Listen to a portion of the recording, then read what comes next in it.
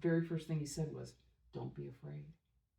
And that just rocked me. And, in the family that I grew up in, fear was the driving force, and religion was the basis for the fear. And so when you step away from the fear and you're not afraid anymore, then you are not controlled anymore. Right. And I had been railing against control my whole life.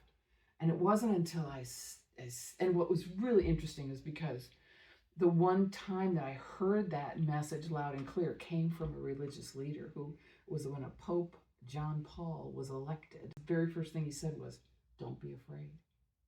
And that just rocked me. And so when I could step away from the fear, what does that mean? That means you have to step into personal responsibility. You have to step into autonomy.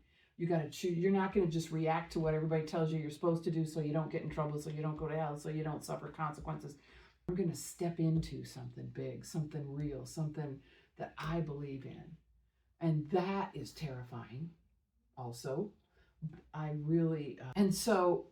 Step into your life. You step into it. And again, it goes back to, oh my God, personal responsibility, which is when the consensus statement on recovery came out. Personal responsibility was one of the components. But personal responsibility to me is the cornerstone of everything in my life. Is about, I'm going to take personal responsibility for the mistakes I make. I'm going to take personal responsibility for my wellness. I'm going to take personal responsibility for how I treat people around me. I am not going to do what everybody tells me to do just because 10 million other people think that this person is in charge. I'm in charge of me.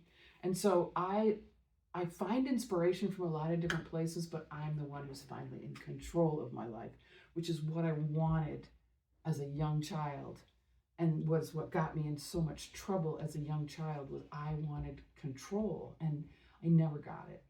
I had, and right, there was no, it was the expectation was compliance, and compliance was not in my forte. I was not a compliant, non-compliant from birth.